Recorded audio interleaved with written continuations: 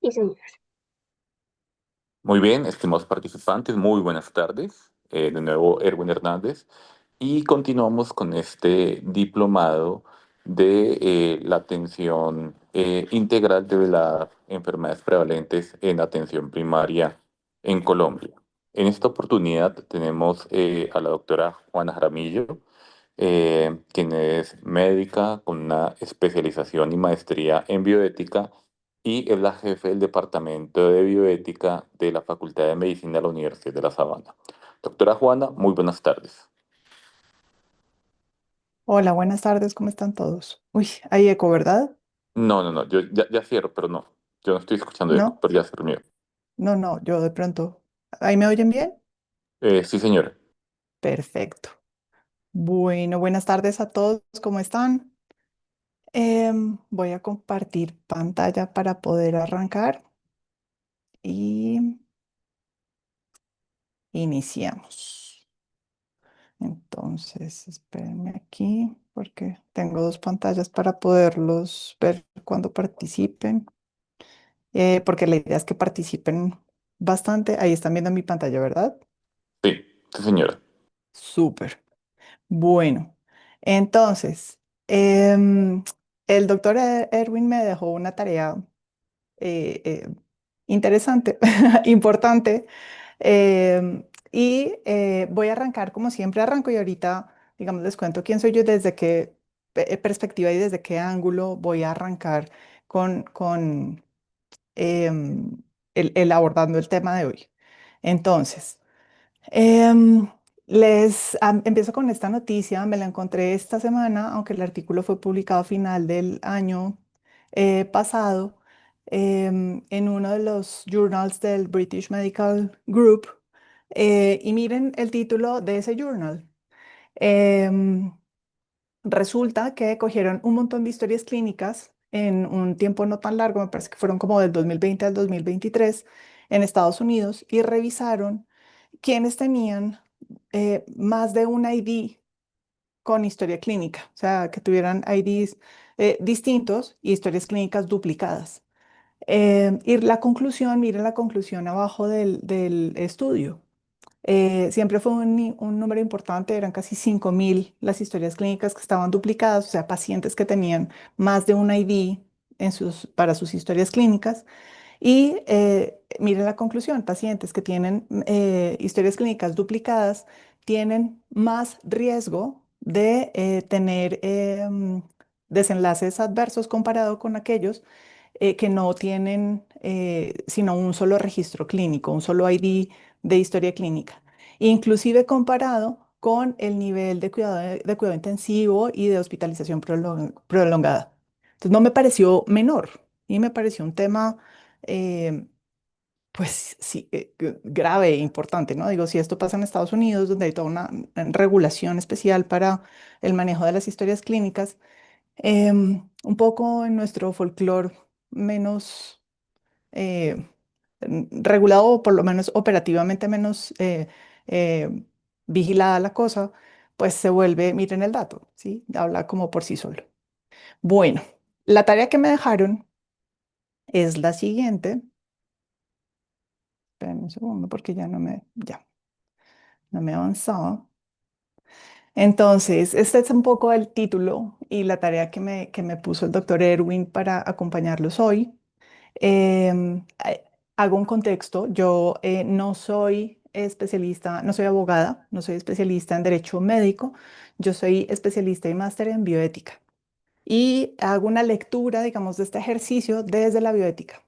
Me parece que es importante la aclaración porque también me permite hacer una mirada un poco más global. O sea, la norma es muy importante, pero la ética contempla principios, valores, además de las normas. Entonces, creo que es una foto más amplia y más importante, sobre todo en las profesiones de salud y aquellas que se refieren al cuidado de las personas. Entonces, voy a arrancar poniéndolos a pensar y les voy a contar una historia, un caso, y ahorita les doy unos minutos para que vean bien los datos después, ahí se los tengo, para que piensen. un poco qué está pasando allí y ahorita socializamos ustedes dónde creen que hay dificultades con ese caso que les voy a presentar. Em, este caso me lo contó una estudiante de maestría de bioética. Se desarrolla el caso en una IPS de rehabilitación en la ciudad de Colombia. Esta IPS tradicionalmente o por muchos años tuvo contrato con una empresa para la provisión del servicio de historia clínica digital y su archivo. ¿M? Y también tenía un convenio, también por muchos años, con una empresa grande para prestar los servicios de fisioterapia y rehabilitación de los hijos de los empleados en estos planes como ampliados y de beneficios de algunas empresas grandes. Entonces ahí atendían a los hijitos de estos empleados de esta empresa para hacer temas de fisioterapia y rehabilitación. Pues resulta que en un momento X, esta IPS termina el contrato con la empresa de la historia clínica que maneja sus historias clínicas, la plataforma, digamos, el servicio de historia clínica digital, y cambia de proveedor. Y revisando pues el contrato y todas las cosas, recuperan las historias clínicas por parte de la IPS del archivo de gestión. De ese archivo que está, digamos, de fácil acceso y lleva pocos años esas historias clínicas ahí. Pues resulta que la empresa a la que la IPS le presta el servicio, está del plan de beneficios, le pide el histórico de las historias clínicas de los hijos de sus empleados. O sea, ya de mucho más allá de los 5 años del archivo de gestión. Y la IPS tiene que pagarle a ese proveedor antiguo de las historias digitales el acceso a esas historias clínicas. Entonces, este es el caso. No sé si haya alguna pregunta sobre el caso o algo no se entendió y les doy detalles. No tengo todos. Digamos que es recontado, es la historia contada por mi estudiante, pero en la medida que pueda resolver, si algo no entendieron, me dicen y ya les hago la pregunta. ¿Todo súper claro?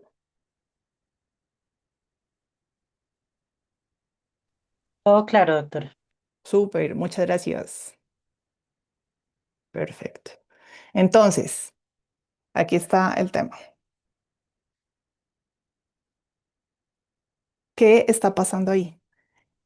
¿Qué creen o cuáles creen que son los problemas de este caso, si es que los hay? Y si no hay problemas, pues ¿por qué no hay problemas? Les voy a dejar la historia puesta para que la vean, pero piénsenlo un momentico y y ahorita me van contando. Entonces, tienen 2 minuticos para ir pensando si ahí hay algún problema y cuál sería ese problema, o en plural, o si no hay ninguno y por qué no hay ninguno.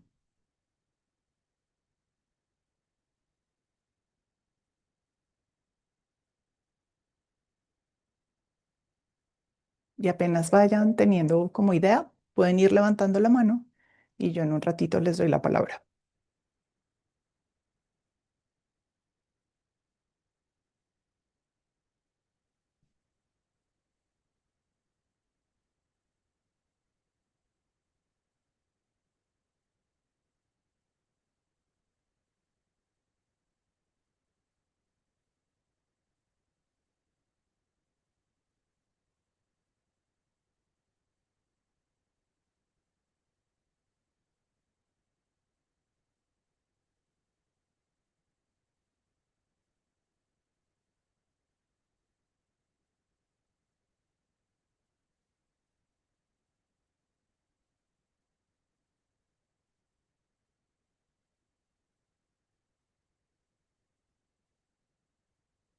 Lina Mercedes, muy bien.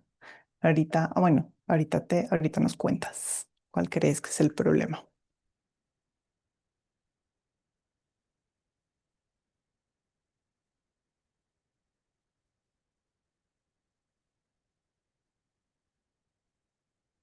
Esteban, ahí tiene otra idea.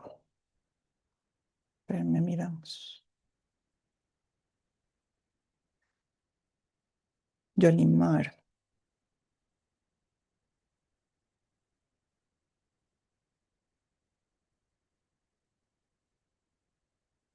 Ok, o sea, sí tendría que pagar, dice Yolimar.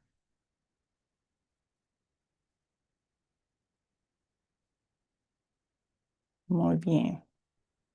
Bueno, ya han ido pensando. ¿Alguien se anima a hablar primero y nos cuenta qué creen que pasa ahí?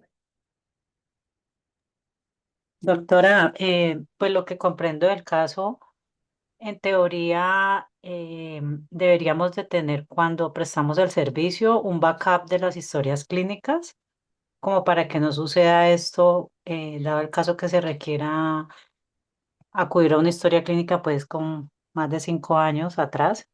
Ok, Entonces pues considero que sería como importante revisar ese caso, ok. esa parte. Entonces tú dices que ellos debían haber tenido un backup y no haber tenido por qué recurrir a pagar por las historias que ya tenía guardada el proveedor del servicio de historia clínica digital y mirar ahí qué pasó. Creería que sí, pero pues tampoco sé de pronto el contexto del contrato, cómo haya sido con el Listo. proveedor. Sí, Ujú. exacto. No, yo tampoco tengo contrato y mi amiga tampoco, pues es empleada de esa IPS, no tiene acceso al contrato, pero el tema sí era un tema que estaba en la letra menuda del contrato del proveedor primero y por eso terminan pagando. Muy bien, gracias. Ahí dices, o sea, hay un tema legal ahí que de pronto podría vincular o no.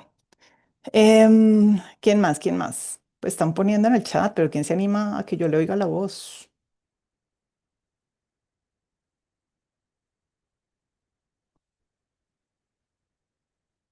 Claudia dice, el primer contratista no mostró transparencia al retener contenido de las historias clínicas. Eh, ok, porque tú dices que nada, ni siquiera la IPS es dueña ni nadie, sino el paciente es el dueño de la historia clínica. Muy bien. ¿Quién más se anima a poner algo? Profe, una Dale. cosa, no sé en qué se basaría el contrato, igual como tú dices, pero como tal, hay leyes, como está la ley para historias clínicas, el cual toda empresa debe que tener un historial de 20 años.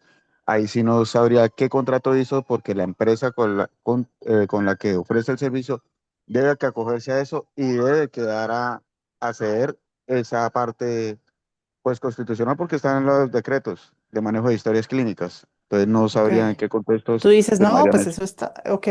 Tú dices, eso está ahí y uno debería guardar las historias clínicas por 20 años y por tanto no habría que, o sea, ellos como IPS podrían haber accedido a esas historias clínicas sin tener que pagar nada. Es un poco lo que te entiendo, ¿verdad?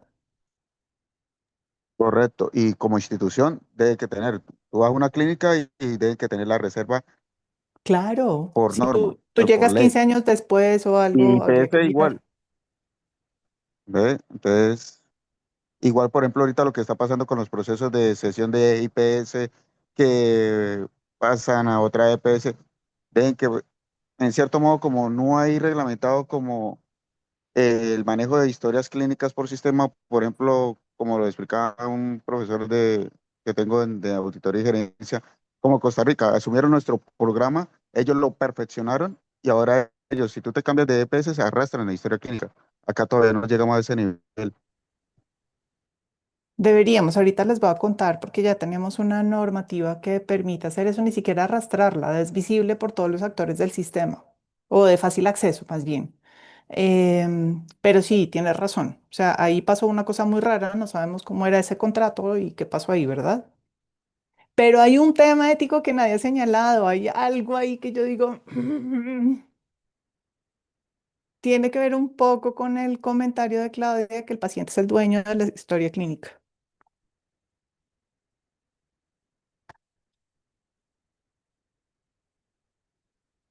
No, alguien cree por dónde va el humo. Porque, Doctora, dale, yo creería que la empresa no debe de acceder a a la historia clínica como tal, porque es un documento legal y pues privado. Entonces, el paciente sí, obviamente sí tiene acceso a la historia porque es el paciente el dueño de ella, pero de pronto sí no sé si la intención de la empresa era saber si fue atendido o no. Eso sería otro tema, pero sí, que pero acceda a la incluso historia como tal, no. no debe acceder. de acuerdo, Carolina, lo mismo puso aquí Duan, la empresa no tendría por qué pedir ese soporte. ¿Para qué la empresa, Sandra lo puso y la empresa pregunta, y Duan pregunta para qué lo necesitaría la empresa, inclusive para historias clínicas laborales? No se entrega toda la historia clínica, se entrega el concepto, por ejemplo, a la empresa, ¿sí? Y las recomendaciones, pero no se entrega la historia clínica completa. Entonces, ¿qué hace una empresa pidiendo historias clínicas de los hijos de sus empleados?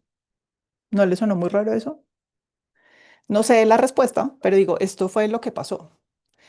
Entonces, solo un recorderis, ¿no? Darles un poco esta info, pero ahorita les muestro una diapositiva. Yo les voy a dejar ahorita este PDF con la información que les puede servir si lo quieren.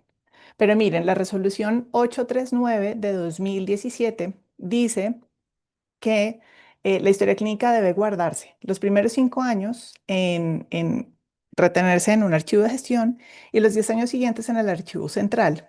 Y se ajusta estos tiempos en 2019 en la resolución 3100 que lo separa en tres etapas, ¿m? Que completa los 20 años que José me parecía o alguien decía antes. Entonces, los 5 primeros años es el archivo de gestión, que es el de fácil acceso, ¿cierto? Ahí entro con mi ID de profesional de la IPS y puedo hacer la nota porque llegó un paciente que hace 2 años no venía y puedo entrar y poner mis notas. El archivo central, que va por 5 años, y un archivo histórico, que va hasta por 10 años. Entonces, así se organizan temporalmente las historias clínicas. Em, entonces, calentados los motores.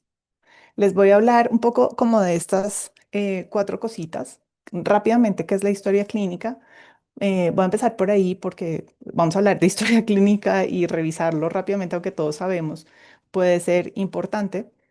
¿Qué características tiene la historia clínica? Las normas vigentes que la regulan y voy a terminar con esas consideraciones éticas relacionadas con la historia clínica. Por eso que les decía, ¿no? La ética engloba también la consideración normativa. Bueno. Entonces, ¿qué es la historia clínica?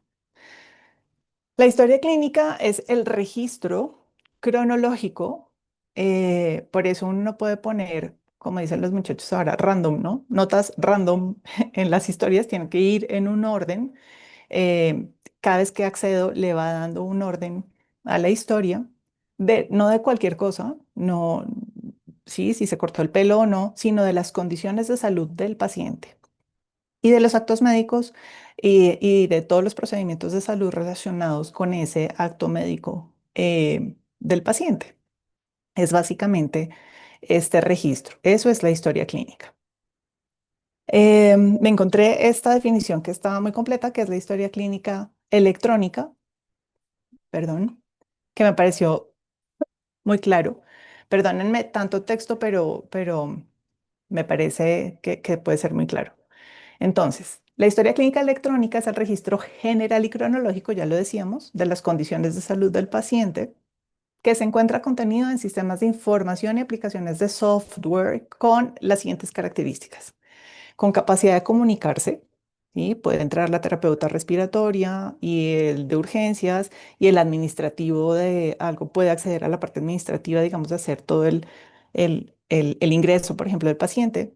Intercambiar datos y brindar herramientas para la utilización de la información refrendada con firma digital del profesional tratante. Va respaldada por la firma digital de los profesionales que intervienen en el acto de cuidado del paciente. Y su almacenamiento, actualización y uso se actúa de acuerdo con las normas, que son condiciones estrictas de seguridad, integridad, autenticidad, confiabilidad, exactitud, inteligibilidad, que se entienda, conservación, disponibilidad y acceso. ¿Listo? Entonces, esto es la historia clínica digital, que es básicamente la que pues, se maneja de manera ubicua ya casi que en todas partes. Em, entonces, ¿qué características tiene? Hice un poco esta infografía con Copilot, entonces me perdonan porque por ahí tiene una tilde o algo, em, pero me pareció visualmente bien. Entonces, ¿qué características tiene la historia clínica, digital o física? Entonces, la primera es la de la integralidad, ¿cierto? Debe contener toda la información relacionada con la atención en salud. Ahorita les voy a mostrar un caso donde falta un pilín de información. La secuencialidad, las entradas van en orden cronológico, por eso si uno necesita volver a acceder y ajustar una nota no es tan fácil. Tiene uno que pedir un permiso y hacer todo un trámite para poder ajustar una nota. Racionalidad científica. Esto es muy importante. Yo doy una clase en pregrado, bueno, doy muchas clases en pregrado de medicina, pero una de ellas, que se llama Humanidades Médicas 2, arrancamos ese curso con muchachos de cuarto semestre y el primer bloque del semestre es lógica, porque la ciencia está basada en un orden lógico de pensamiento. Y no podemos escribir en una historia clínica todo lo relacionado sobre las papas y concluir manzanas, así como por arte de magia.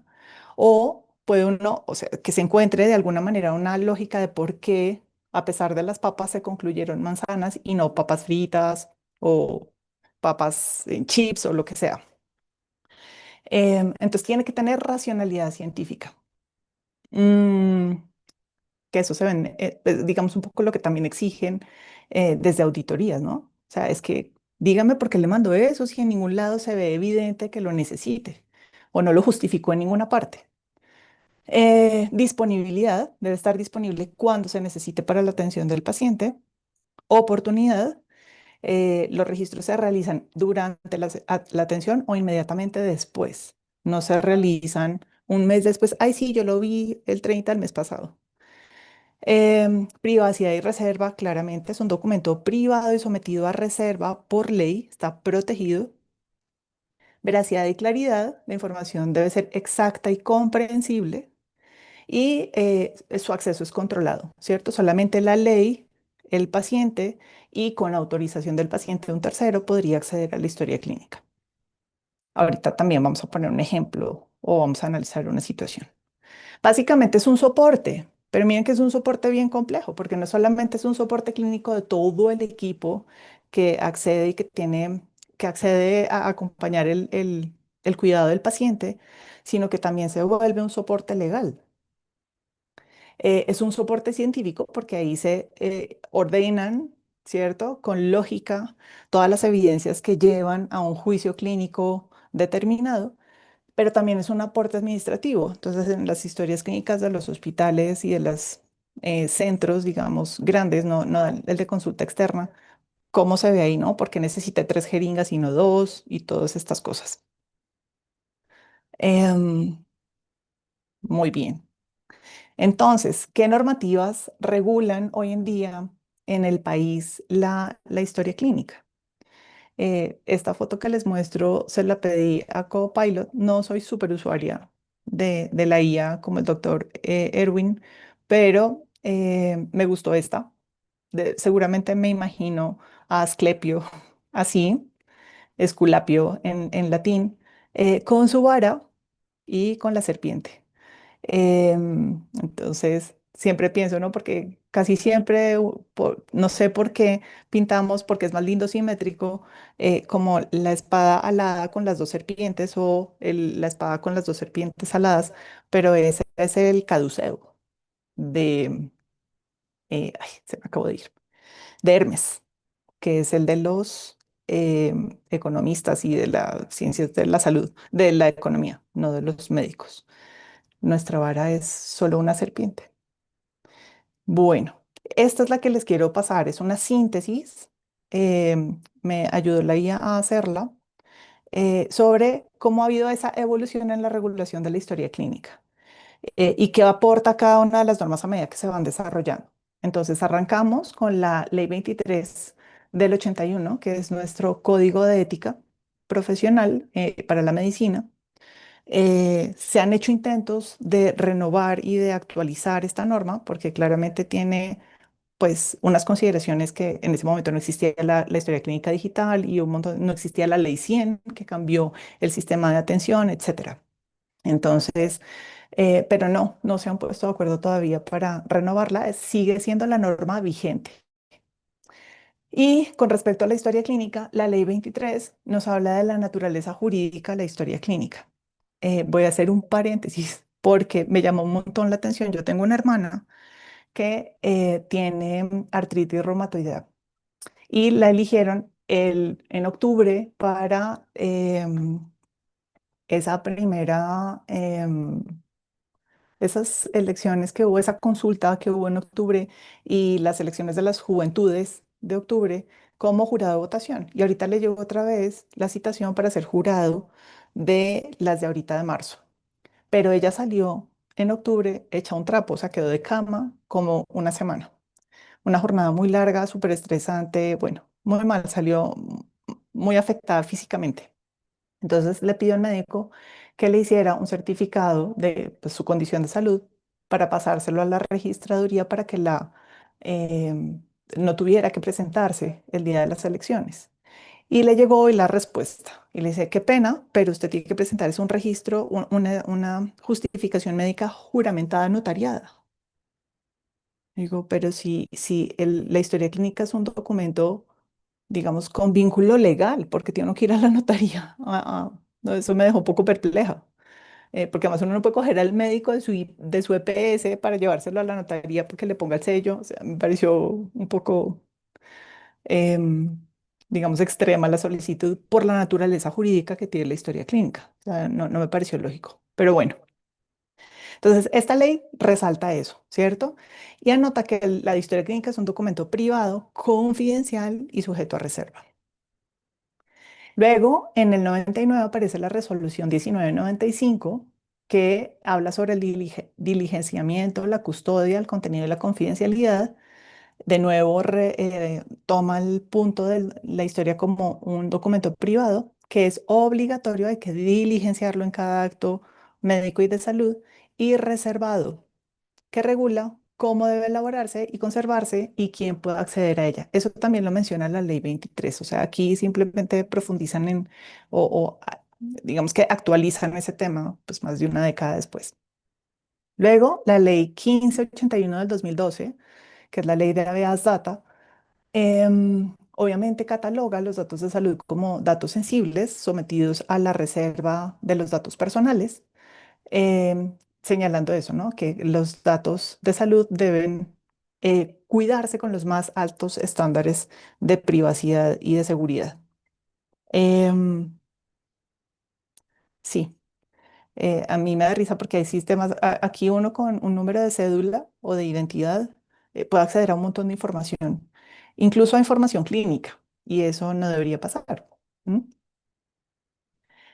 Luego, la resolución 839 del 2017, que habla sobre la custodia y conservación de las historias clínicas, que fue esa primera que les mencioné, ¿no? Que habla de esos tres tiempos, de esos primeros dos tiempos del archivo físico digital de las historias clínicas, que luego es em, actualizada por la resolución 3100, como les comenté al principio, em, que dice que se debe guardar hasta mínimo 20 años, ¿cierto? En esa conserva del archivo histórico. Muy bien, también menciona el tema de la historia clínica electrónica, el contenido mínimo y quién accede y quién custodia la historia clínica. Entonces, por eso las empresas no podrían ir pidiendo historias clínicas ni de sus empleados ni de los familiares de sus empleados. La ley 2015 habla sobre la historia clínica interoperable. Alguien lo mencionó al principio, ¿sí? Como en otros sitios, mencionaba que en Costa Rica se transfiere y se mueve la historia clínica para donde se mueva el paciente. Aquí realmente es lo que se llama la historia clínica electrónica interoperable, que como les digo, la base es que eh, sea todo un ecosistema, ¿sí? No habría que moverla. Simplemente, aunque yo me muevo con su ID, yo puedo entrar, aunque yo ya sea otro operador, otro prestador o lo que sea. Em, Creo que en nuestro país, pero es un poco una especulación, em, esto es un reto desde el punto de vista ético, sobre todo para eso que enfatizan las primeras normativas que les he mencionado, que lo dicen reiteradamente sobre la privacidad y la confidencialidad de, de la historia clínica. Sí, o sea, tiene que hacerse de una manera bien blindada para que no sea fácil, o sea, sea fácil para el prestador del servicio y el ecosistema, pero no desde afuera ir filtrando esa información. Ahí me parece peligroso. La resolución 866 del 21, que estructura los datos de la historia clínica interoperable, simplemente da la estructura técnica y los estándares de intercambio para garantizar esa interoperabilidad entre las instituciones. Y luego, el año pasado, con esta resolución, la 1888, se implementa el resumen digital de atención y la interoperabilidad ya a nivel nacional. Entonces, este resumen digital de atención se adopta como documento obligatorio en cada atención. Em, También regula la generación, almacenamiento, seguridad e intercambio interoperable en ese sistema, en ese ecosistema que menciona la norma más arriba. Y nada, también habla de cómo se aplican todos los prestadores de estos registros. Bueno, esto es básicamente la normativa que regula la historia clínica en el país. Van sumando y van modificando algunas cosas, pues con los cambios de los tiempos, sobre todo porque la tecnología en la prestación del servicio sí ha avanzado un montón desde la consideración del 81 con la ley de ética médica. Entonces, sí ha sido necesario hacer esos ajustes para abordar pues, los retos del manejo digital y de todo lo demás que supone. em, Incluso hasta pienso yo, la migración interna en los países, etcétera, ¿no? Cómo eso ha cambiado radicalmente en estos 40 años desde la ley 23. Bueno, 40 y tantos años. Bueno, entonces esa es la norma. La idea no es que la desglosemos toda, sino que sepamos que hay un marco regulatorio. Por eso me parece interesante si alguien quiere leerse cada resolución y todo el tema. Ahorita les paso la presentación para que busquen toda la normativa, pero creo que una foto amplia me parecía que era como lo más importante porque luego sí me parece que es fundamental que consideremos lo que hay detrás de esa norma. O sea, esa norma considera unas cosas a veces no funcionan tan bien como deberían, pero la ética sí debería proteger el principio que ilumina la norma o que inspira la norma, ¿sí? La norma efectivamente dice claramente que debe guardarse el secreto. Puede que operativamente no funcione tan bien, pero el acto médico sí debe propender porque se vele por el secreto, ¿sí? Más allá de si la norma opera o no opera o lo que sea. Entonces, voy a mencionar algunos de los principios que me parecen más importantes. Entonces, ¿qué principios deberían aplicarse a la historia clínica? Me encontré esta foto y la puse así en un artículo de The Conversation, me parece. Em, y miren el subtítulo de la foto, le tomé como el screenshot completo. Lo que uno viste afecta su autoestima, sí, claramente. ¿Sí? Esas batitas para caminar, el movimiento obligado posoperatorio, por ejemplo, pues termina siendo un karma con esas batitas. Entonces, esa primera, que va relacionada un poco con lo que nos transmite esta imagen, ese primer principio me parece que es el más grande. A veces cuando hablamos de principios éticos, seguramente ustedes por default pensaron en autonomía, beneficencia, no maleficencia e injusticia. Probablemente esas salen, pero vamos a hablar de otras también, de otros principios que me parecen a mí muy importantes y como más iluminadores de lo que debe ser la expresión y el uso de la historia clínica. Entonces, el primero es el respeto por la dignidad humana. Y ese respeto se deriva como en tres cosas muy claras en el uso y en el diligenciamiento de la historia clínica. El primero es el cuidado de la reserva, el secreto profesional. El segundo es el decoro del documento. ¿sí? Cómo se escriben las cosas, por ejemplo, ¿sí? Antes cuando eran en papel, pues esas historias clínicas con el chorreado de la taza de café y todas esas cosas, pues sí, la hoja rasgada, pero en la digital un poco en palabras uno como que la usa igual. Em, Debe ser expresión de la relación personal. O sea, debe evidenciarse esa relación personal de cuidado que es la relación médico-paciente, ¿sí? O la relación profesional de salud-paciente. Em, Porque luego veremos, es la única evidencia que hay de ese encuentro. Em, Hay algunos, a mí ahí no lo dejé en una diapositiva, pero ya en algunos sitios y en Estados Unidos, algunas IPS, algunos centros de prestación de salud, tienen como un Alexa que graba la sesión del encuentro médico y luego transcribe, hace la nota de ese encuentro. Em, Luego, sí, eso me hizo pensar un poco a lo manualito que se hacía hace muchos, muchos años, cuando sobre todo los super senseis, grababan con grabadora, ¿no? La historia, la consulta, y luego le pedían a la secretaria que transcribiera la consulta a máquina para el archivo físico de la historia clínica.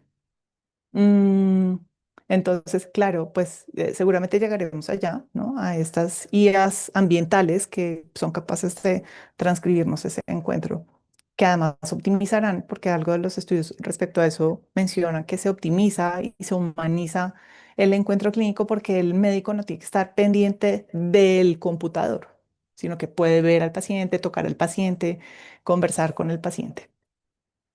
Luego está la autonomía. Sí, y la autonomía, hago aquí un poco la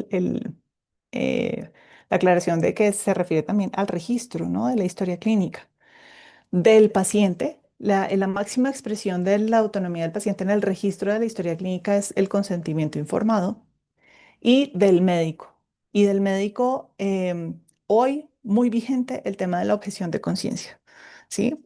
No nos enseñan la objeción de conciencia en las universidades, pero la objeción de conciencia es un derecho fundamental contemplado en el artículo 18 de la Constitución.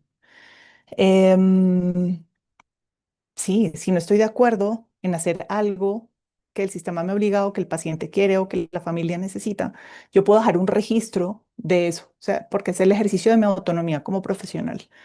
Un poco a lo bruto, yo le digo a mis estudiantes, es que no estudiamos ciencias de la salud para ser esclavos del paciente, o sea, la única autonomía que está sobre la mesa no es la del paciente, porque si no yo sería un esclavo del paciente. Él me dice, haga, y yo debo correr y hacer lo que él me pide. Entonces, ese espacio también donde yo puedo decir, ¿sabe qué? Usted me puede estar pidiendo y pidiendo, pero yo no creo porque hay un criterio técnico científico que no justifica esa acción, por ejemplo, porque no estoy de acuerdo moralmente con eso o lo que sea, puedo dejarlo registrado ahí.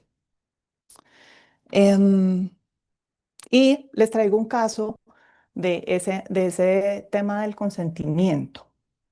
A ver ustedes qué opinan y los pongo a hablar otra vez. Este es un fragmento de un protocolo de investigación al que tuve acceso y miren la justificación, esto es como las consideraciones éticas del protocolo de investigación, es una investigación clínica y aunque estamos hablando de historias clínicas, esto es acceso a esta información de los pacientes, ¿no? En esta clínica o en esta investigación que van a hacer. Entonces, este proyecto obedece a una investigación sin riesgo, eso dice el investigador principal, debido a que se analizarán aislamientos bacterianos. Van a tomarle muestra en los cultivos y en los hemocultivos y tal de los pacientes.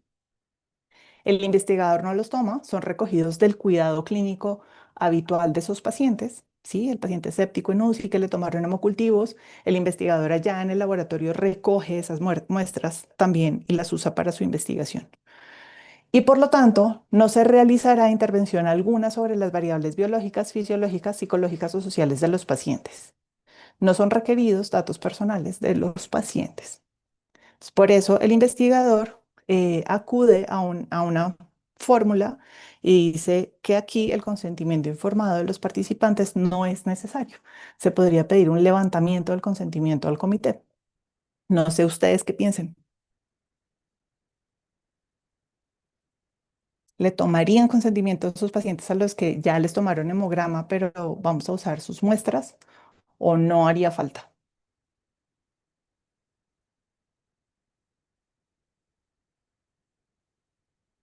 ¿Qué les Yo parece? creo que sí, doctora, porque debemos de preguntarle a los pacientes si van a ser objeto de investigación, si se va a hacer un estudio con esas muestras, es necesario pedir su consentimiento, que autoricen. Tú dices que sí, aunque no le estemos haciendo nada distinto al cuidado clínico habitual al paciente. Ok, muy bien. Alguien que diga, pues no, la verdad, como no le estamos haciendo nada. Gloria, el paciente debe indicar si acepta o no ser objeto de estudio. Muy bien, muy en la línea de Carolina. ¿Qué más? ¿O hay alguien que piense que no? Pues este investigador cree que no es necesario. Por eso les pongo este ejemplo, ¿sí? Y es un investigador veterano, no es un investigador junior. No sé, ¿quién más? ¿Qué más piensen? Profe, pues viéndolo la parte, pues, del otro lado, sería por la parte de, como es un estudio de patentes, el cual al compartir ya el paciente quedaría excluido de eso, si vamos a esa parte. Entonces, en el beneficio que eso llegase a tener, por ejemplo, en Estados Unidos se utiliza mucho lo de la patente, el cual es muy lucrativa. Acá, pues, todavía no es muy común manejar eso. No tenemos esa cultura exacto de patentar todo y monetizar, digamos, esos hallazgos de investigación. Correcto. Acá Sí, somos conejillos, pero no, la cultura no es muy a ser muy explícita en todos los procesos que llevamos al hoy día, no está muy actualizada. Entonces, hoy en día los pacientes asumen de que, ah, no, si es por mi bien, ya, háganle, pero no ven el pro hacia el futuro de lo que puede sí o no favorecer. gracias, José. De acuerdo. Claudia dice que sí, sí se necesita pedir consentimiento porque estamos utilizando tejidos, digamos, muestras biológicas. Puede ser la sangre o el cultivo del pus de la herida o lo que sea. Debe informarle al paciente que y debemos solicitar su consentimiento. Eso dice Claudia. También en línea de todo este argumento que han planteado antes, Sandra dice que si hay un hallazgo especial, ¿cómo le informamos al paciente? Por ejemplo, sí, no sé, en ese cultivo encuentran que además tiene voy a decir una cosa loca. Era un hemocultivo y eso empieza a crecer así como a borbotones y resulta que descubren que tiene una variante rarísima de un cáncer de la sangre o lo que sea. De acuerdo, ¿cómo hacemos si no tenemos los datos personales de los pacientes? Que dice ahí abajo claramente, ¿no? No necesitaríamos los datos personales del paciente. Muy bien. Entonces, les voy a contar una historia, otra historia. No sé si han oído hablar de las células HeLa. Bueno, antes de contarles esa historia, mientras piensan si han oído hablar de Gela, hice una búsqueda de esas rapidísimas de Google, cero científica, a ver qué me decía Google, el asistente de IA de Google, sí, miren que le puse datos clínicos para investigación, registros clínicos de historia clínica para investigación en Colombia, regulaciones. Entonces dice los puntos claves, ¿no? Entonces, reserva y confidencialidad, el consentimiento informado. Es fundamental usar datos con fines de investigación. Ese consentimiento es clave, ¿sí? Y el investigador debe detallar cómo va a proteger la confidencialidad efectivamente. O sea, si necesita, o sea, le voy a dar mis datos porque necesita investigar, pero usted asegúreme de que va a cuidar esa información y no la va a usar sino solo para lo que está declarado en la investigación, por ejemplo. Em, entonces, obviamente es el requisito de dar la aprobación de un comité de ética de investigación. Eso dice claramente, les cuento ahí un chisme.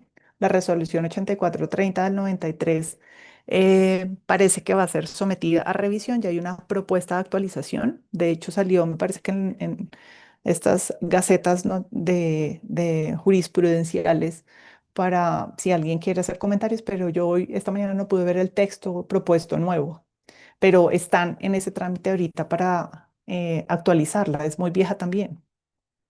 que es la resolución que rige la investigación en seres humanos, la investigación clínica en Colombia. No considera, por ejemplo, la investigación social, ¿sí? En educación, por ejemplo, en educación en salud, ¿sí? La no clínica. La interoperabilidad, ¿cierto? Intercambio de datos clínicos asegurando la confidencialidad del proceso y por extensión en la investigación. La protección de datos, que ya lo vimos también en en la norma. Y miren lo que dice aquí, el uso de datos, aunque sean biológicos. Esa muestrica de pus es un dato biológico de un paciente. Sin consentimiento es excepcional y requiere justificación estricta ante un comité de ética. ¿Sí? No lo puede decidir solito el investigador o el comité de ética de investigación, aunque el investigador considere que no tiene riesgo, que efectivamente no tiene riesgo. em, sí, ahí está. Muchas gracias. Claudia nos pasó em, la reglamentación de investigación en salud hoy, pero esta es la de para pedir, eso que puso Claudia en en el chat, para pedir los comentarios y la revisión, si estamos de acuerdo o queremos hacer comentarios en la propuesta de actualización de la resolución. Muchas gracias. Em, y em, entonces les estaba diciendo que el comité de ética debe vigilarlo. ¿Por qué digo esto? Porque a veces los investigadores o en la cultura, digamos, de la investigación, como no tiene riesgo, porque efectivamente el investigador no está interviniendo sobre el sujeto de investigación, ¿sí? El sujeto de investigación es un paciente y le están haciendo lo que, según las guías y los protocolos y las decisiones técnico-científicas, se harían con ese paciente.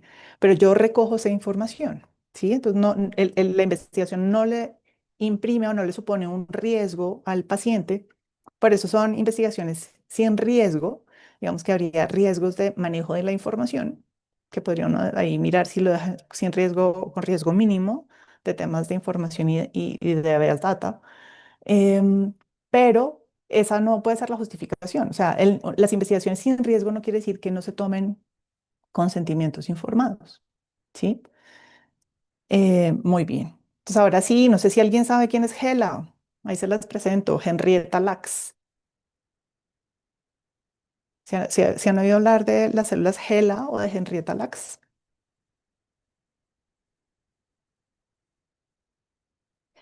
Henrietta Lacks fue una mujer de raza negra que vivió, bueno, después de casarse, es de un pueblito, pero se muda a Baltimore y después de su cuarto parto, ella queda con un sangradito después del parto y era esa época, es la primera mitad del siglo XX, estas mujeres súper echadas para adelante. em, en estas comunidades de trabajadores de raza negra, por ejemplo, había unas epidemias de sífilis increíbles, aunque ya pues sabíamos que la penicilina era el tratamiento y toda la cosa, pero había mucha promiscuidad y bueno. Y ella, después de ese parto de su hija penúltima, sigue sangrando y un día en la tina se hace un tacto vaginal ella solita y se siente una masita, pero no le para bolas porque deja de sangrar y tal. Y luego cuando tiene su siguiente parto, que es el menor de sus hijos, el quinto, ella ya siente esa masa muy grande y todo y se va al Johns Hopkins Hospital. Em, y la examinan y efectivamente tiene una masa cervical increíblemente gigante, con necrosis local y con de todo. Bueno, ya cuando la palpan, la masa se ha extendido y ha hecho invasión y bueno, está muy grande. Y le toman una biopsia para hacerle el diagnóstico, efectivamente, una biopsia de patología para mirar si sí es un cáncer cervical por papiloma y em, le empiezan radioterapia. Le hacen una cirugía y le empiezan radioterapia. Ella fallece a los 31 años, muy poquito después del diagnóstico, pero cuando toman esa muestra, en el Johns Hopkins había un patólogo que estaba muy preocupado porque crecer células en el laboratorio era muy difícil y él quería ser un poco el Nobel de Medicina o de Fisiología, inventándose el mejor medio de cultivo para preservar las células en el laboratorio, porque además de ello dependía un montón la investigación. Si a mí se me mueren las células en el laboratorio, pues hay un montón de cosas que no puedo hacer y que no puedo investigar y que no puedo nada. Entonces, él iba como un cazador y cada vez que alguien sacaba un pedacito de tejido de cualquier lado, él pedía un pedacito para cultivar esos tejidos. Y simplemente le ponía a los tubitos de ensayo con las muestras de los tejidos que iba recogiendo por todo el hospital. No es que, de nuevo, no es que él tomara las muestras del paciente. Él simplemente le pedía, no sé, al ginecólogo, después de sacar la biopsia o hacer la cirugía, que le regalara el pedacito y él iba y lo guardaba en su tubito para que crecieran y cultivarlas allá en su laboratorio. Él no tenía que ver nada con los pacientes. Y de pronto, al día siguiente, él ve con una sorpresa increíble bueno, nombraba cada tubito con las iniciales del nombre y el apellido del paciente, digamos, donante de ese tejido. Entonces, Hela, Henrietta Lacks. Y él ve con mucha sorpresa que al día siguiente el cultivo de las Hela han duplicado el conteo celular y viven felices. De hecho, en el tubito habían empezado a crecer no solo sobre la superficie del medio de cultivo, sino por las paredes y hacer pelotas abajo en el medio de cultivo. Bueno, o sea, una locura, así, creciendo y creciendo. Los cambia de medio de cultivo, las cambia de tubo, los pone en una placa y crecen y crecen y crecen y crecen. Y en 2 años se calcula que había células GELA más o menos en todo el mundo. Él hace los primeros envíos de células GELA en el bolsillo. La incubadora era el bolsillo de su camisa, el bolsillo sí, de arriba en la camisa para mantener las células a temperatura corporal. Y él viajaba a otras ciudades de Estados Unidos para ir a llevarle a sus amigos y a otros investigadores los tubitos con células. Em, Esas células revolucionaron la investigación biomédica. Gracias a esas células, es todo el avance de la inmunología moderna se ha hecho en experimentos con estas células, o gracias a estas células en el tejido, digamos, al cultivo en el laboratorio de estas células GELA.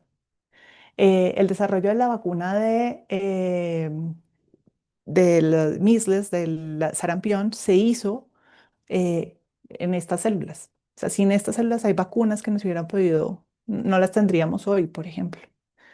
Investigación en cáncer se hizo con estas células. Y les cuento que claramente a ella nunca le dijeron. De hecho, ella me parece que al mes o a los 2 meses se muere de ese cáncer de cervix. Ya, pues claro, cuando consultó era súper invasivo.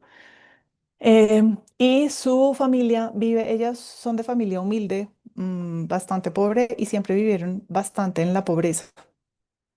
Y les voy a hacer un spoiler y les voy a contar el final de la historia. En 2023, la familia de Henrietta logra y gana, o sea, negocian después de muchos años de demanda, ¿sí? Porque mucha gente se hizo millonaria con el cultivo de estas células, hubo un enorme avance de la ciencia y ellos nunca vieron ningún beneficio, nunca se les preguntó. Eventualmente, en algún momento, como 10 o 15 años después, se les tomaron muestras de sangre a la hija y a los hijos, a 3 de los hijos, para ver si era un tema, la inmortalidad de estas células, ¿sí? Era un tema genético o algo para hacerle estudios genéticos. Mm, pero nunca hubo consentimientos de ningún tipo, ¿sí?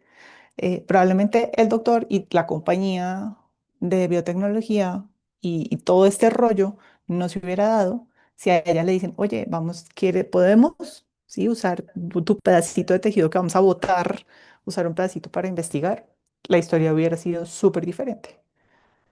Em, sí, de pronto hasta dice que no, y seguiríamos investigando o se hubieran descubierto otras células para todo el desarrollo que se ha dado con estas células GELA.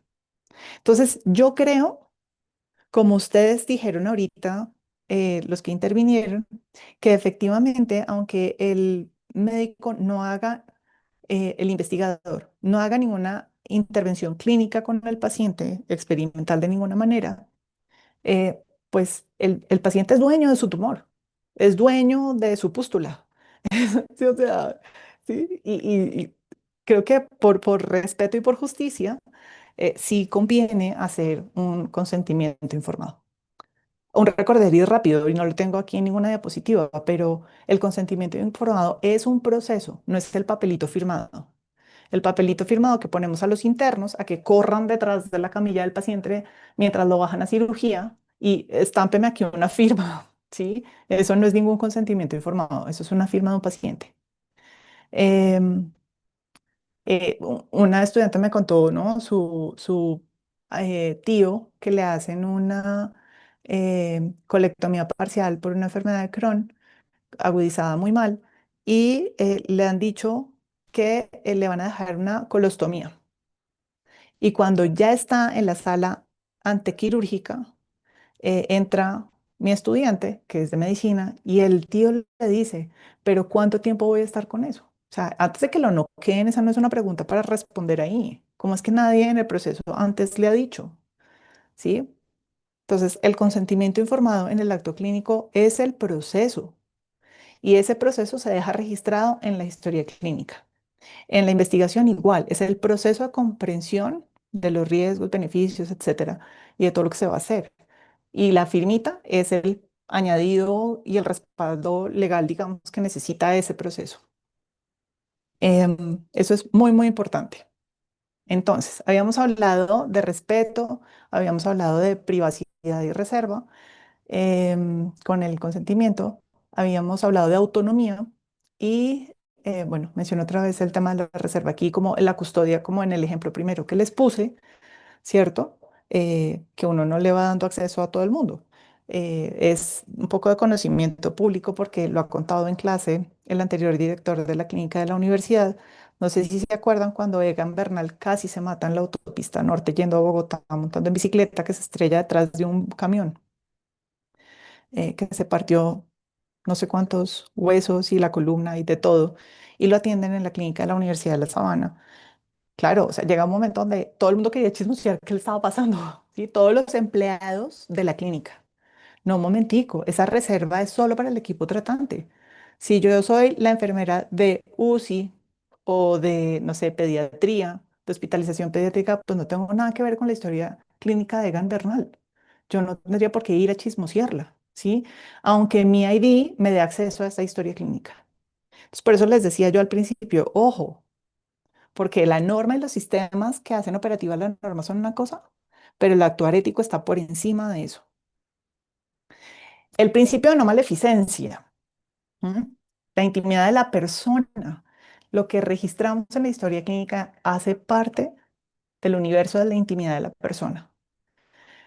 Em, Esto es complicado. Yo puse ahí, por las enfermedades de reporte obligatorio, claramente, la justificación de romper esa intimidad o esa privacidad en el reporte obligatorio está justificado desde la salud pública, claramente, y creo que eso lo entendemos todos, pero hay que explicarle al paciente, ¿sí? Que la salvaguarda de la privacidad tiene unos límites cuando se ponen a terceros en peligro o incluso al paciente mismo, ¿sí?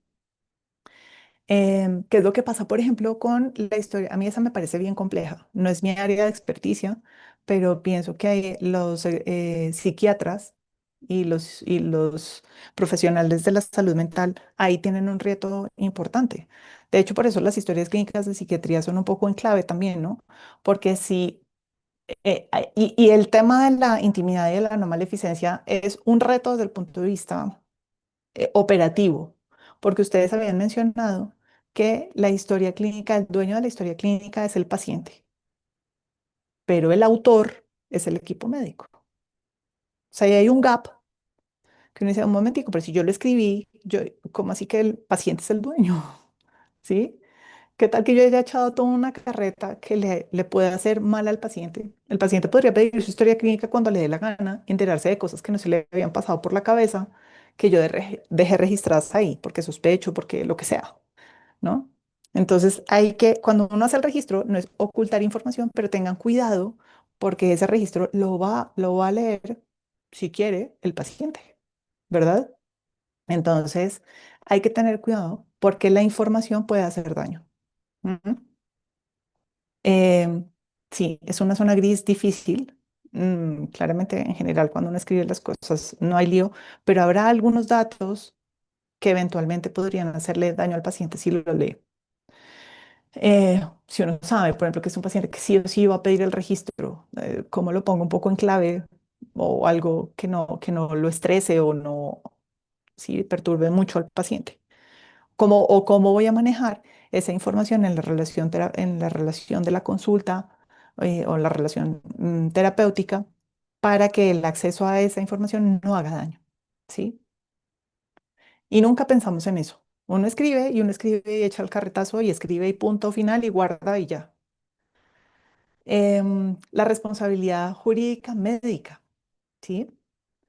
Ya habíamos dicho que desde la ley 23 del 81, el documento de historia clínica es un documento jurídico, legalmente vinculante, pero también médica, ¿no? Entonces, ese registro de los porqués, ¿sí? Yo voy a tomar esta decisión, propongo este plan de acción, ¿por qué? Y eso es muy importante para que no pase lo que a veces pasa, ¿no? Que el del turno de la mañana toma una línea de acción, llega el del turno de la tarde y dice, pues a mí no me parece, pero ¿quién le quitó, no sé, X o Y y vuelve y se los pone? Y los pobres pacientes como un yoyo que les quitamos y ponemos y les hacemos, y eso termina siendo maleficencia, ¿sí? Y el del doble efecto. Ahorita les voy a poner un ejemplo del doble efecto, pero casi todas las acciones médicas o del cuidado de la salud, em, les podemos aplicar este principio, ¿sí? Cuando tenemos que tomar decisiones que tienen un efecto bueno y un efecto malo.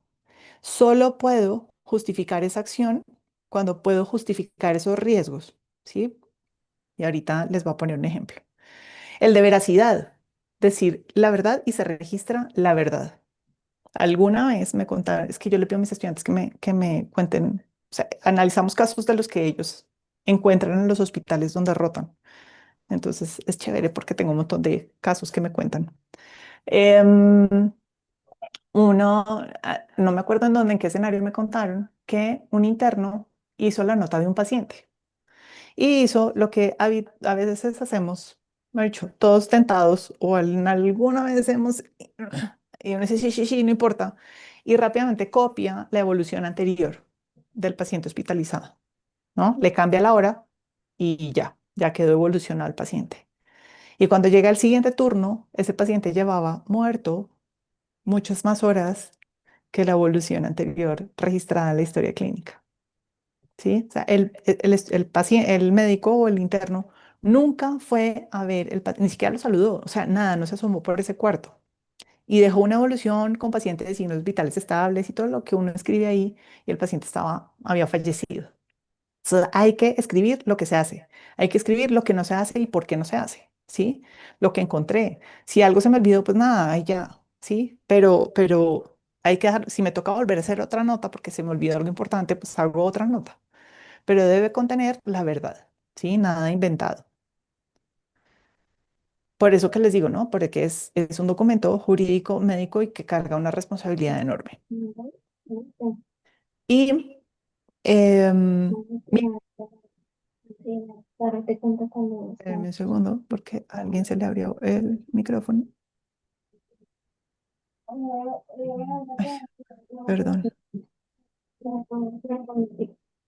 Paula, tienes abierto el micrófono. Disculpa. Tranquis. Gracias. Em, miren esto, o sea, a veces también por facilitarnos un poco la vida, entre comillas, nos vamos compartiendo información, incluso en la familia.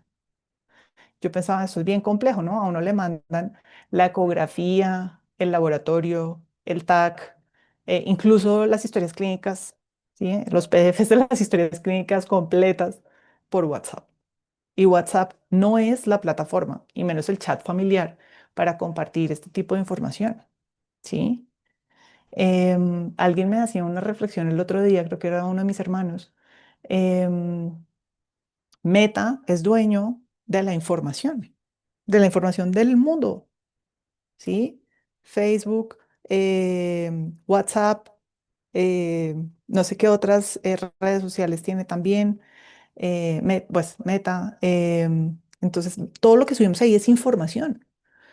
Hay que tener cuidado con eso, ¿no? Este es un reporte del 2023 de cómo este grupo de neurocirugía hace un chat de WhatsApp para manejar entre ellos esa información clínica, ¿no? Pero es una cosa con unas y- eh, eh, estipulaciones de seguridad, ¿no? Especiales.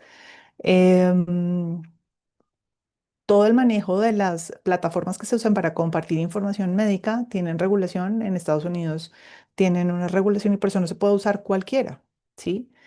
Pero es para que lo consideremos. Seguramente no lo han pensado y a mí me han pasado historias clínicas por WhatsApp. A mí me han pasado información clínica por WhatsApp. Por lo menos tener la consideración de borrar y borrar para todos, por ejemplo, esa información que se entre después de que uno mande la indicación o la recomendación o lo que sea, la interpretación o whatever. Entonces tengan cuidado. Y sobre todo que a veces, no sé si ustedes tengan un backup de sus chats, porque entonces todo eso les va quedando ahí guardado. Y es información de alguien y es información personal. Em, y resulta que de estas cosas de las que he estado hablando, no sé si ustedes sabían, por ejemplo, que beneficencia, no maleficencia, autonomía y justicia son principios que surgen en la ética norteamericana para la investigación clínica y que los hemos aplicado de manera ubicua para todo, ¿sí? Pero resulta que nosotros tenemos una norma que pasa muy de agáchese y es una norma que es una ley macro o marco, ¿m? Que es la ley de talento humano en salud, la ley 1164 del 2007. Y esa ley tiene en el artículo 35 y 36 un desglose de principios y valores que es muy interesante porque es mucho más amplia que esos cuatro principios norteamericanos. Entonces nos habla de igualdad, nos habla pues, de autonomía, beneficencia, no maleficencia, pero habla, por ejemplo, del mal menor, ¿sí? Cuando todas las opciones que tengo para justificar una acción, todas son malas, pues debo optar sí o sí por la que científicamente sea la menos mala, ¿sí? O racionalmente sea la menos mala. El principio de totalidad, que es el principio que justifica la amputación, ¿sí? Sí, el prescindir de partes corporales. Yo lo uso también para psicología. Algún tiempo di clase en la Facultad de Psicología de Bioética y yo les decía a mis estudiantes que también para la psiqui o la psique aplica el principio de totalidad, ¿sí? Es ver a ese paciente como un todo. El paciente súper ansioso, ¿a alguien alguna vez se le ocurrió hacerle una TSH? ¿A alguien alguna vez se le ocurrió ver que le están mandando la lonchera? Alguna vez hice esa aclaración esto era en posgrado de psicología, y un participante del posgrado, un estudiante, dijo, imagínense que tengo un estudiante al que la mamá, un niño como de 11 años, le mete en la lonchera, vive 100 y chocorramo y unos Doritos. O sea, la lonchera era, pues cualquiera queda con déficit de atención y hiperactividad más o menos de por vida con esa lonchera. Entonces, ese es el principio de totalidad. Ve al individuo como una unidad integrada. El principio de justicia o de equidad, que son sinónimos. El principio de precaución, ese me encanta. ¿Mm? Si yo no sé, yo puedo dejar una notica y decir, voy a consultar, voy a hacer una junta, voy a llamar al comité de bioética del hospital, ¿sí? eh, sí puedo diferir la acción, ¿cierto? En medicina tenemos una ventaja gigante. Para lo que no hay tiempo de diferir ni pensar, hay las guías ABC. O sea, uno lo entrenan en ACLS, BLS y todas estas cosas, porque no pare y piense porque se le muere el paciente. Hágale. Y le enseñan a uno como a reaccionar sin pensar. Para todo lo demás, pues da un poquito de tiempo y podemos preguntar. El de doble efecto que ahorita se los mencioné antes y ahorita se los aclaro un poco más, y la veracidad que ya la mencionamos, ¿no? Cómo es de importante decir la verdad, una verdad que no haga daño. Hay que decirla, comunicarla, escribirla en la historia clínica de tal manera que no haga daño. No es decir mentiras, no es decir verdades a medias. Puede ser progresiva la verdad, por ejemplo, ¿sí? Pero no a medias. Como engañando al paciente. Una cosa es persuadir al paciente y otra cosa distinta es manipularlo.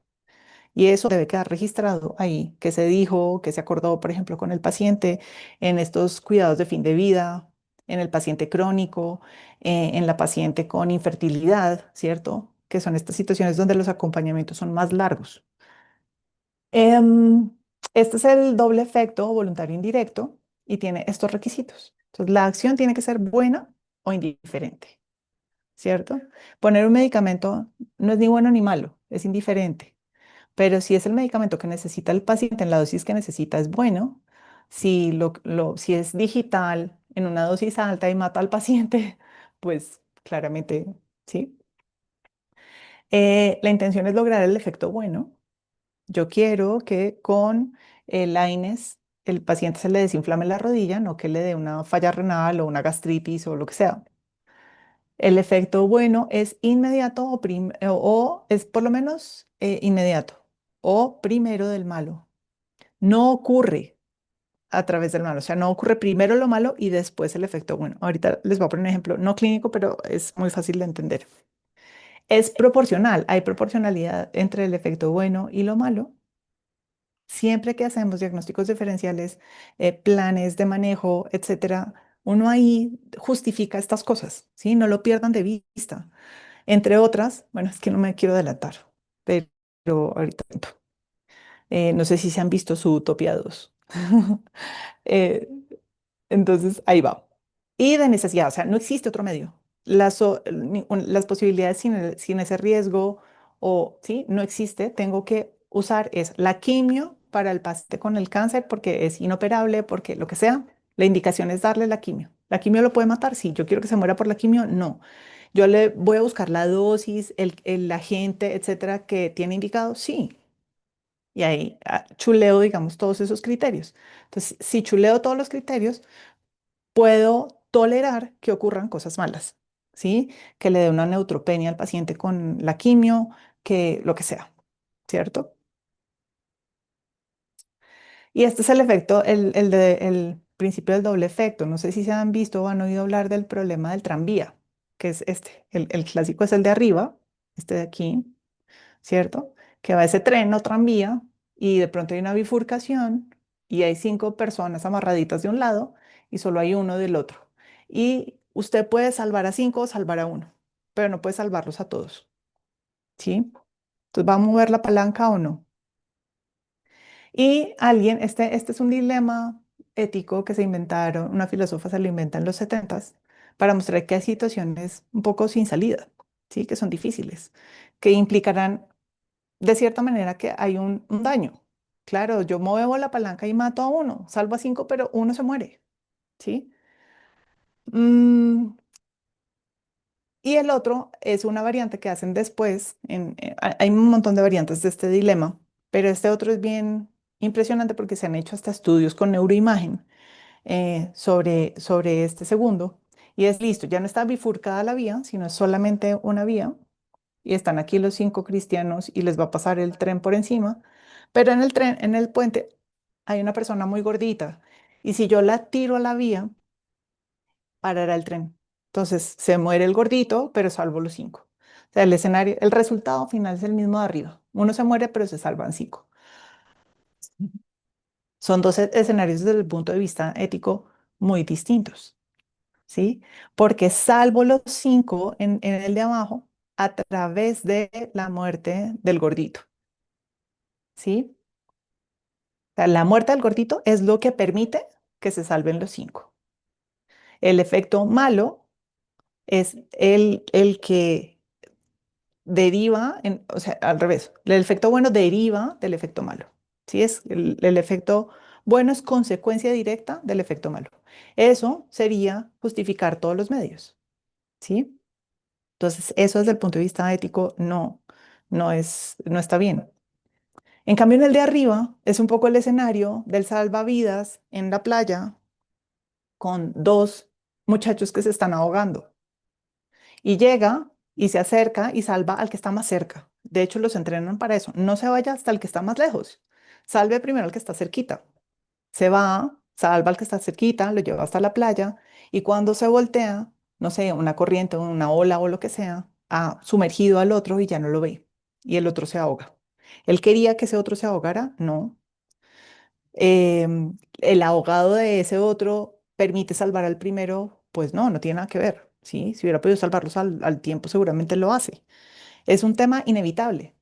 Tenía que salvar a uno primero. Como es inevitable, no puede parar el tranvía, tiene que mover la palanca y o se mueren cinco o se muere uno, ¿sí? Se muere uno o se muere el otro. Es como el ejemplo extremo. Pero esto lo decidimos casi que todos los días en medicina. Entonces, justifica cuando, de nuevo repito, podemos chulear todos los criterios, ¿sí? Si hay una opción, no sé, que llegara un helicóptero y cargue el tranvía a alta velocidad y lo quita de la vía, esa es la opción, porque entonces no se va a morir nadie, ¿sí? Y su utopía 2. Entonces, no sé si se o la uno, no sé si se la han visto. Pero la agente Hobbs que tiene esa grabadora y que coge con esa grabadora a la mala de la primera película, ¿no? Entonces le dice, es que es tu palabra contra la tuya, porque la tiene ahí grabada. ¿M? La historia clínica es su palabra contra la suya. Sea, un poco contra no, o a favor más bien. Sí, véanlo así, esa grabadora que los protege, que es la historia clínica. Entonces, en la medida en que esté bien diligenciada, que sea completa, que tenga racionalidad y lógica, ¿sí? Que sea clara, que cumpla con todos los criterios de los que hablamos antes, es su grabadora de protección, ¿sí? De protección para ustedes, uy, me trabé, de protección para ustedes frente a la ley, ¿sí? Por ser documento, digamos, jurídico. Eh, Ojo, es que no quiero tampoco que suene que es la medicina defensiva, ¿no? Todo lo hago y todo lo escribo porque es que aquí a todo el mundo lo demandan. No, no, no, pero sí es importante porque si no se vuelve la palabra del paciente contra qué, si yo no escribí nada. Es que usted no me dijo o no me hizo o no nada, y va uno a mirar la historia clínica y efectivamente no hay ninguna remisión, no dejaron nada anotado, no hay ninguna claridad de nada. Entonces se vuelve su palabra contra la suya, ¿sí? Eso ténganlo muy presente. Es mejor pecar un poquito de exceso escribiendo cosas que me queden faltando. Y les traje dos casos que me bajé de la Gaceta del Tribunal de Ética Médica Nacional. Son documentos públicos, están ahí en la web del Tribunal de Ética. Y miren este es un caso de una médica en Caquetá, que atiende, en un pueblito del Caquetá, que atiende a una señora trabajo de parto. Hay todo un rollo y un ir y venir del hospital del pueblito al de Florencia, donde la remiten porque está estancado el proceso de parto y no sé qué. Entonces, bueno, la remiten, ella le dan salida, no, no, espere, tranquilo, porque realmente no tiene, podemos esperar un poquito, no hay riesgo, el bebé está bien, tal. Y en todo este proceso, cuando ya ella entra en la segunda remisión, no la acepta y cuando nace el bebé, nace con Apgar 3, lo reman 45 minutos y el bebé fallece. Y ella demanda al hospital. Y en todo este ida y venida le quedó a la médica que la atiende faltando una nota. Ella no escribió una nota de una interconsulta que hizo con ginecología. Em, este llega al Tribunal Nacional porque es una apelación del Tribunal de Cundinamarca, donde a ella le hacen una amonestación a la doctora que queda registrada en su historia clínica, ¿sí? Porque efectivamente le faltó una nota y era muy importante en ese proceso de atención de la paciente. O sea, sí, y ellos aclaran ahí que no es, o sea, no se hubiera probablemente garantizado la supervivencia del recién nacido, o sea, no, no es que cambiara como el outcome, pero sí era muy importante para hacer el seguimiento. Y en la decisión del tribunal al revisar el caso y reiterar el fallo del Tribunal de Cundinamarca, dicen esto: el obligatorio registro en la historia clínica de todas las actuaciones médicas. Tiene una justificación muy clara, no solo desde el punto de vista médico y científico, sino desde el punto de vista legal, dado el carácter tan importante que este documento reviste. Y tratamos la historia clínica como un karma. Nos parece una mamera tener que diligenciar y abrir y se traba y no sé qué. Y uno, sí, escribe ahí de rapidez porque es que estoy atrasado. No sé, se llena uno de excusas, sí, operativas. Y miren lo que enfatiza aquí el tribunal. En anteriores decisiones de esta corporación se ha reiterado la importancia de los registros documentales en medicina, así como el NOSCE. La historia clínica es uno de los elementos más importantes de la relación médico-paciente. ¿Sí? Eso concluye el tribunal en este proceso en el que reiteran el fallo del tribunal. ¿Sí? Y miren este es otro en el que se los voy a leer porque es que es muy impresionante. De acuerdo con el denunciante, el 30 de junio de 2011, el médico tal, médico general identificado con cédula tal, expediente tal, anotó en la historia clínica lo siguiente. Esto es lo que está registrado en el proceso. Paciente de 21 años en su primer día de internación con los siguientes diagnósticos. Cefalea. Él, puntos suspensivos, cerró la clave por lo que no terminé el examen. Punto. En la diligencia de descargo rendida por el médico encargado, ante el tribunal seccional, expresó que lo que había escrito era un desahogo personal y privado para uso confidencial en un documento de Word distinto a la historia clínica y que fue accidentalmente trasladado a la historia clínica. A este médico general le revocaron la licencia y llega al Tribunal Nacional para revisión, para apelación, y el tribunal dice no hay manera. O sea, usted como de un documento de Word pasa mágicamente al registro electrónico de la historia clínica, este tipo de cosas. ¿Sí? Por eso les decía, a veces uno en medio de las cosas escribe y este médico perdió su licencia. ¿Mm? Em, Me pareció dramático este caso. Gracias a Dios, ya no tenemos que sufrir con esto. Todos los memes que existen, ¿no? De la letra de médico, del alfabeto médico, que el árabe y el griego son más claros que el nuestro. Pues ya, no hay que sufrir con esto. Pero en medio del afán terminé escribiendo un poco en digital, lo mismo que el sexto año de medicina. ¿Sí? Lleno de claves, saltamos información, escribimos a la loca, no revisamos que lo que haya quedado escrito sí esté bien escrito. O sea, no le estoy diciendo que tenga la redacción de Cervantes, pero que sea comprensible e inteligible, como decíamos en una de las características al principio. ¿Por qué? ¿Y por qué hablar de la historia clínica es tan importante? Ya lo dijo arriba el tribunal en ese primer caso que les mostré, que la historia clínica evidencia el encuentro médico y el corazón del ejercicio de la medicina es el encuentro médico. Y perdemos el piso si nuestra profesión no es de confianza y de honor. ¿Sí? Cuando uno ve esta foto, uno entiende un poco, no justifico, me parece una cosa terrible que tal que le pase a uno lo que le pasa a este médico que le revocan la licencia. ¿Sí? Pero es que tenemos una profesión que implica confianza y honor. Y eso se nos olvida. Y la historia clínica tiene que reflejar eso, en esos términos, en esa completitud, ¿sí? No solo por cumplir con la norma. Y es como el énfasis que quiero hacer. La ética es más grande. Si yo cumplo con lo ético, probablemente estoy cumpliendo con la norma, ¿sí? Que no quiere decir que no conozcamos la norma. De nuevo, sí, es una flecha en dos vías. Y eso es lo que les traía yo para pensar y para hablar con ustedes. No sé si tengan preguntas, comentarios.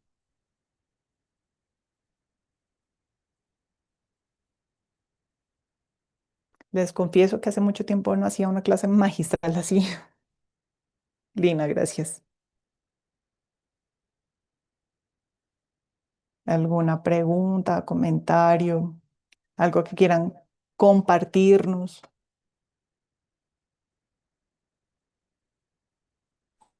Muchas gracias.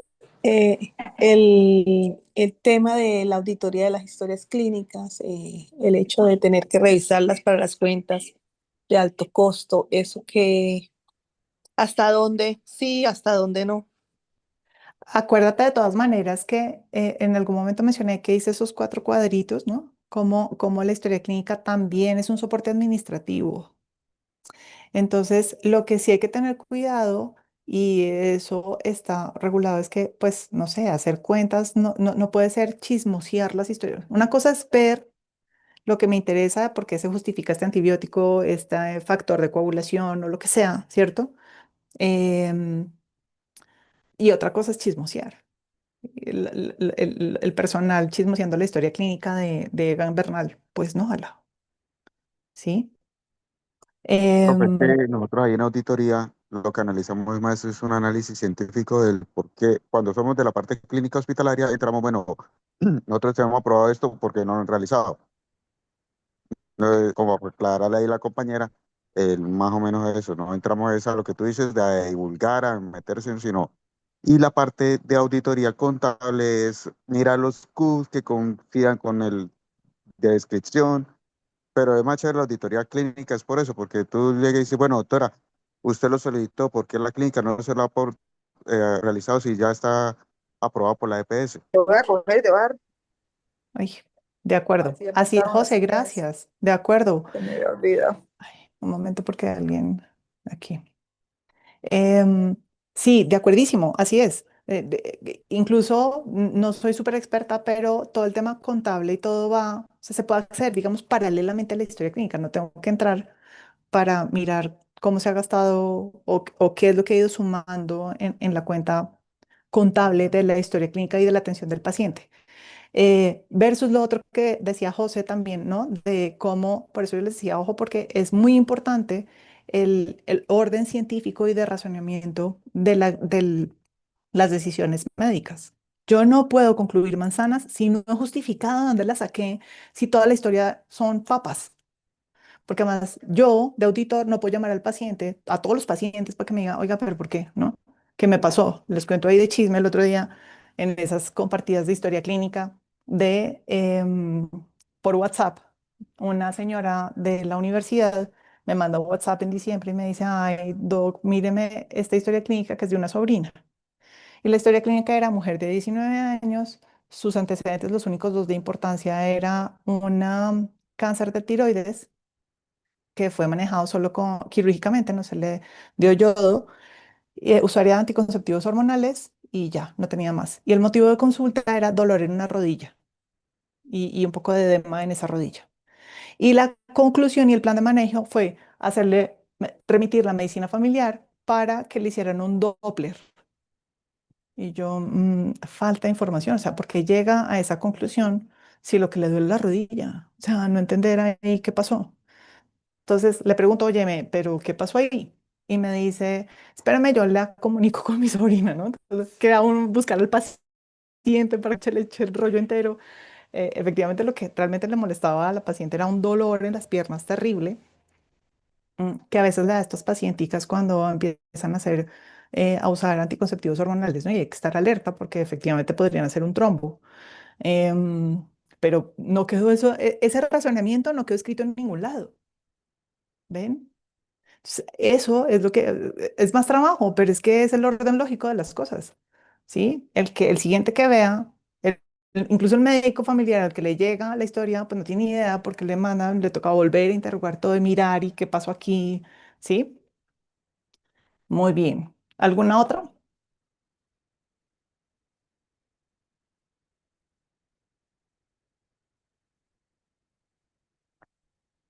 Queridos colegas, muchas gracias. Esta hora es dura para tomar clase y para dar clase. Les deseo una súper feliz noche. Yo le paso a Paula la presentación para que se las comparta, para que tengan sobre todo el cuadrito que me parece muy útil para todas las referencias de la normativa vigente,